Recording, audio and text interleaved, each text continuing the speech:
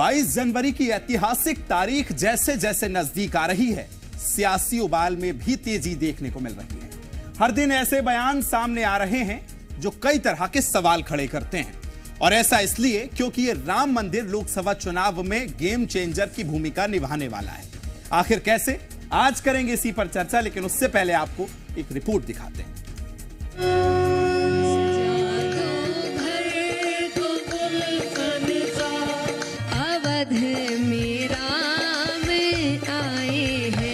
राम मंदिर supreme court की judgement के बाद इसकी शुरुआत हुई। भाजपा की सरकार थी तो उनकी जिम्मेदारी थी बनाना। अयोध्या का राम मंदिर धार्मिक चर्चाओं के साथ ही सियासी चर्चाओं का भी विषय बना हुआ है। कांग्रेस नेता रामलला के प्राण प्रतिष्ठा कार्यक्रम में शामिल होंगे या नहीं, इसे लेकर सस्पेंस बना हुआ है। इस भव्य समारोह को लेकर बीजेपी और कांग्रेस के बीच जुबानी जंग जारी है। कांग्रेस बीजेपी पर राम मंदिर का श्रेय लेने का आरोप लगा रही है और इसे इस साल होने वाले लोकसभा चुनाव से जोड़कर भी देख रही है।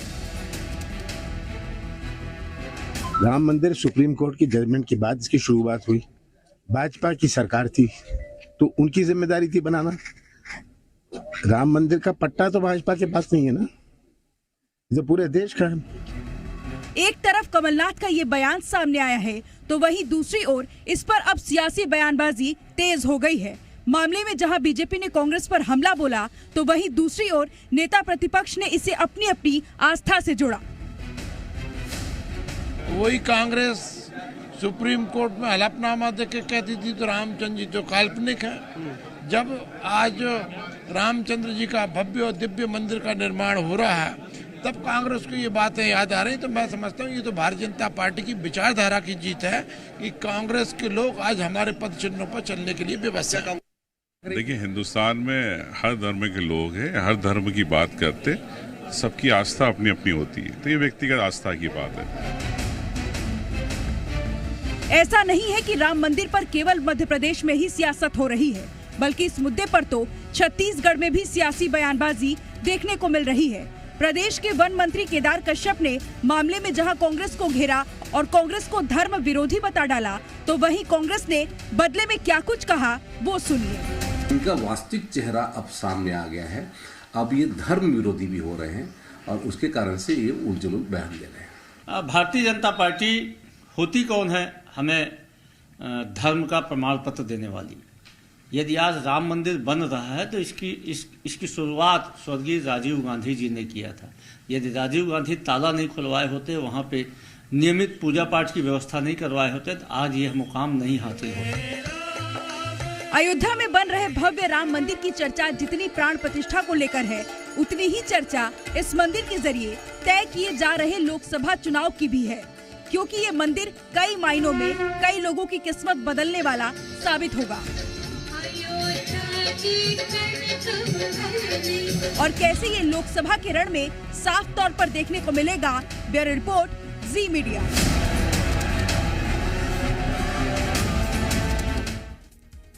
तो सबसे पहले आपको बताते हैं कि भारत में किस धर्म के कितनी प्रतिशत लोग रहते हैं, क्योंकि धर्म को लेकर सियासत देश में कोई नई बात नहीं है। देश में हिंदू 79.80% हैं, तो मुस्लिम आबादी 14.23% है। वहीं ईसाई धर्म को मानने वाले लोग 2.30% हैं। बात अगर सिख समुदाय की करें तो उनकी आबादी 1.72% है। बौद्ध और जैन की आबादी देश में 0.70 और 0.37% है। इसको लेकर लोकसभा चुनाव हो या फिर विधानसभा चुनाव, हमेशा से ही राम मंदिर को लेकर फ्रंट फुट पर खेलती बीजेपी नजर आती है, और जहां हर चुनाव से पहले बीजेपी अयोध्या, मथुरा और काशी की बात करती है, जिसके चलते चुनाव दर चुनाव बीजेपी पर हिंदुओं को विश्वास बढ़ता जा रहा है।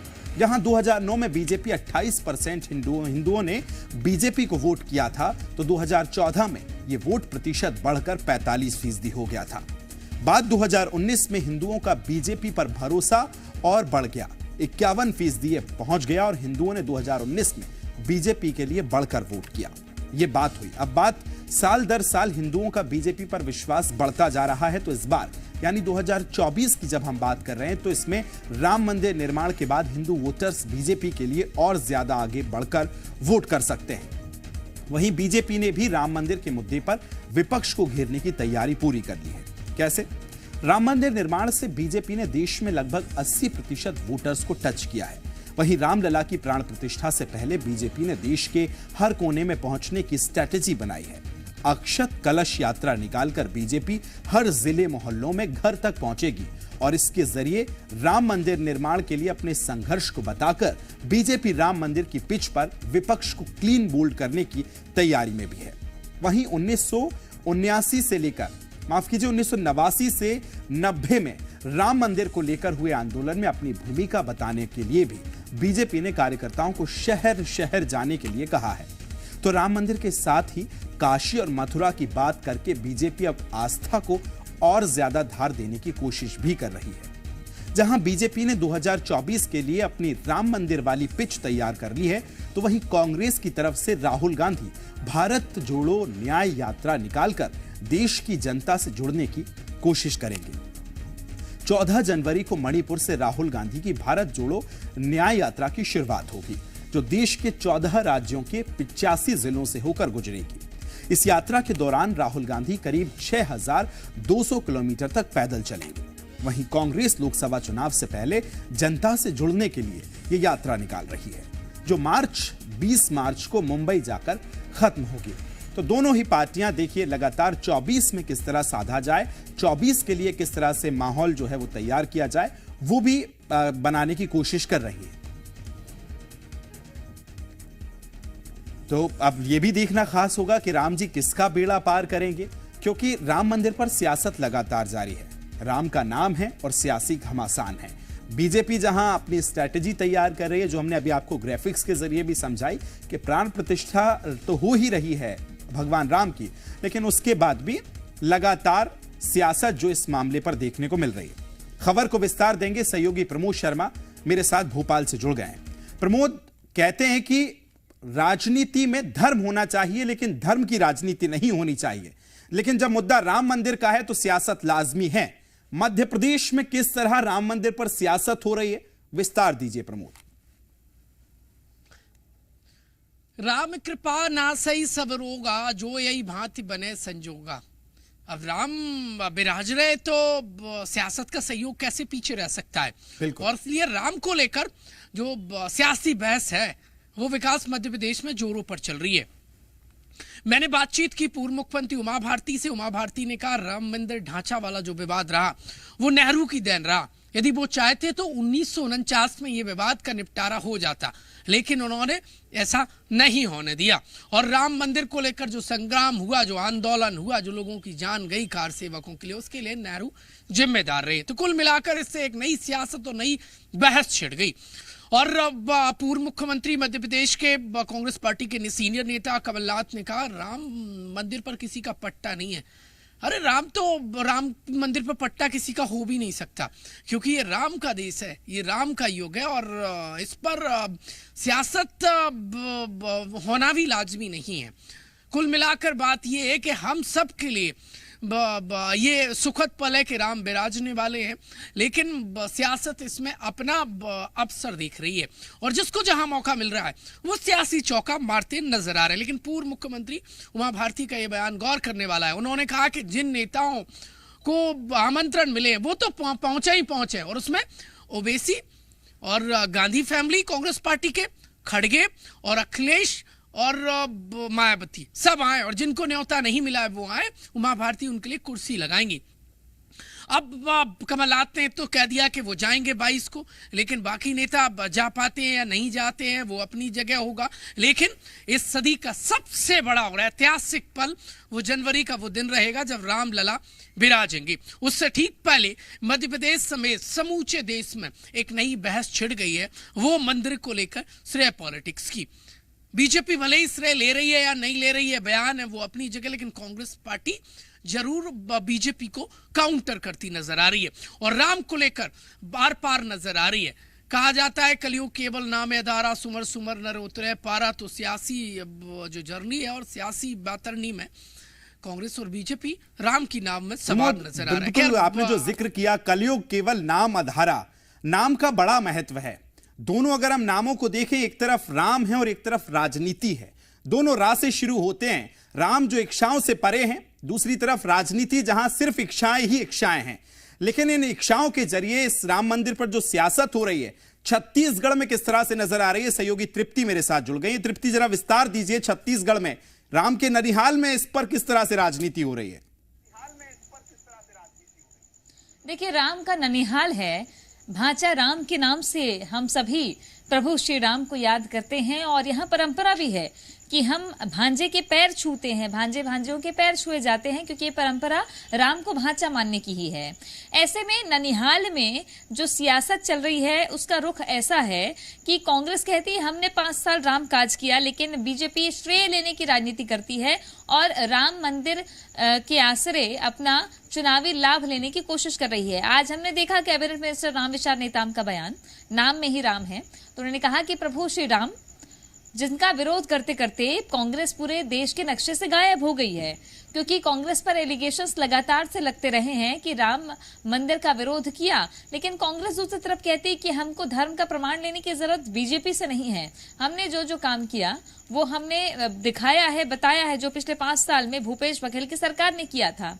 ऐसे में इनका कहना यह है कि यहाँ जो राम काज हो रहे हैं या राम से जुड़े इतिहास छत्तीसगढ़ में है मायने, उनको क्यों नहीं शामिल किया जाता। ये इन सब को लेकर राजनीति अपने अपने स्तर पर चरम पर है। फिर निमंत्रण की बात सामने आ जाती है। केदार कश्यप कहते हैं कि राम मंदिर ना कांग्रेस का ना बीजेपी का, सबका है, सबको जाना चाहिए, हमको भी जाना चाहिए, क्योंकि जब कांग्रेस कह देती है कि 22 तारीख को हम बताएंगे जाएंगे या नहीं, इंडिया गठबंधन के तमाम नेता स्पष्ट कर चुके हैं। शरद पवार कहते हैं कि निमंत्रण मिला नहीं, ममता बनर्जी कहती हैं कि जाऊंगी नहीं, अशोक गहलोत कह रहे हैं कि राष्ट्रपति को बुला लिया होता तो छुआछूत की परंपरा खत्म हो जाती। छत्तीसगढ़ में फिलहाल राम पर राजनीति चरम पर है, इसलिए क्योंकि ननिहाल है भांचा राम का, और यहाँ पर कांग्रेस हमेशा से कह रही कि हमने तो काम किया लेकिन हमने वोट नहीं मांगा राम के नाम पर, राम वनगमन का काम किया लेकिन वोट नहीं मांगा। बीजेपी वोट मांगने के लिए निकली है। बिल्कुल, तो देखिए वोट की राजनीति हो रही है, लेकिन समय भी बड़ा महत्वपूर्ण है। बीजेपी जिस तरह से आपने कहा कि श्रेय की तरफ बढ़ रही है, प्रमोद आपके पास आ रहा हूं। एक शेर मुझे याद आता है कि कौन सी बात कब कहां कैसे कही जाती है, ये सलीका हो तो हर बात सुनी जाती है, और ये भला बीजेपी से बेहतर कौन जानेगा, क्योंकि अक्षत और कलश यात्रा के जरिए जो बीजेपी गांव गांव घर घर तक पहुंचने की कोशिश कर रही है, कैसे देखते हैं इसको? क्या बीजेपी जो हम पिच की बात कर रहे हैं और ज्यादा साफ और ज्यादा तैयारी की तरफ आगे बढ़ गई है? देखिए, कांग्रेस पार्टी आपको बदली बदली नजर आएगी। पुरानी कांग्रेस पार्टी आपको फिलहाल नजर नहीं आएगी। वो इसलिए क्योंकि बीजेपी ने जिस तरीके से राम मंदिर या फिर सॉफ्ट हिंदुत्व को लेकर जो सियासी परचम लहरा है, उससे कांग्रेस पार्टी ने बहुत कुछ सीखा है। लिहाजा अब कांग्रेस पार्टी बदल गई है, तो बीजेपी उससे ज्यादा हाईटेक हो गई है, और बीजेपी को इस वक्त काउंटर करना कांग्रेस पार्टी को मुसीबत लेने जैसा है, क्योंकि राम मंदिर बन रहा है तो कांग्रेस पार्टी ना बोलकर भी फंस रही है और बोलकर भी फंस रही है। ये तो कांग्रेस पार्टी के लिए तो गुड़ भरा हंसिया जैसा हाल हो गया। एक कहावत है ये गांव की।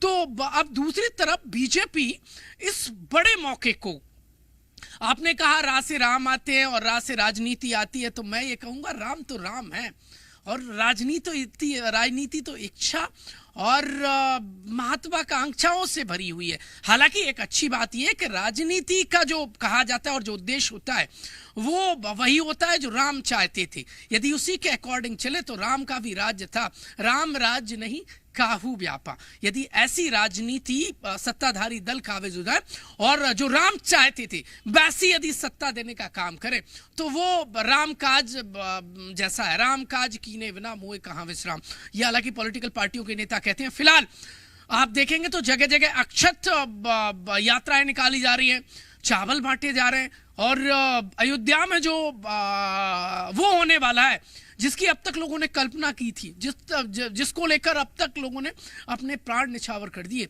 और जो आंदोलन हुए, किसी ने अपने घर वालों को खो दिया, अब उनके नौनिहाल थे वो बड़े हो गए और राम लला को अब वो विराजते हुए देख रहे हैं, तो लोग अपने आप को रोक नहीं पा रहे और उन तक अब बीजेपी पहुंच रही है तो उन्हें न्योता देती नजर आ रही है। कुल मिलाकर बीजेपी ये दिखाने की पूरी तरीके से कोशिश कर रही है कि राम मंदिर का मुद्दा जब से था, चाहे तो कार सेवा वाला मामला, बिल्कुल प्रमोद, जो वाक्य जो आपने अभी कहा कि राम काज कीने बिना मोहि कहां विश्राम, यही एक नारा बीजेपी का है जिसके तहत अब आगे बढ़ रही है। तृप्ति, मैं आपके पास आ रहा हूं। जो हम कह सकते हैं 24 के लिहाज से अगर हम बात करें, 24 का खेल राम मंदिर के आगे सब फेल, क्या यह नजर आएगा सियासत में? और तैयारी जो बीजेपी इस समय कर रही है वो किस तरह से छत्तीसगढ़ में नजर आ रही है? बहुत जल्दी से क्विक रिएक्शन आपका। देखिए, राजनीतिक पंडित तो हमेशा से कहते आए हैं कि जब से राम का मुद्दा सामने आया, जब लालकृष्ण आडवाणी की यात्रा निकली थी, उसके बाद से बीजेपी की सीटें एकदम से बढ़ गई थी और फिर वो कारवां धीरे धीरे बढ़ता गया। तो 2014 के बाद से पूर्ण बहुमत के साथ 2 बार का ये टेन्योर है भारतीय जनता पार्टी का। तो ये एक बड़ा मुद्दा हमेशा से भारतीय जनता पार्टी के लिए रहा है। इसलिए कहते हैं ना, बाकी तो वही बात है कि हो ही वही जो राम रची राखा, तो होना तो वही है जो बीजेपी कह रही कि जो राम ने लिख दिया, जो राम ने कह दिया। अब राम की आस्था के अपने अपने मायने हैं। कांग्रेस की आस्था जनता को कितनी पसंद आती है राम के मुद्दे पर, या बीजेपी? तृप्ति, मुझे लगता है इससे अच्छा कोई वाक्य नहीं होगा, क्योंकि समय की अपनी सीमाएं हैं। हुई है वही जो राम रची राखा। इसी के साथ आप दोनों का बहुत शुक्रिया मेरे साथ जुड़ने के लिए, तमाम जानकारी साझा करने के लिए।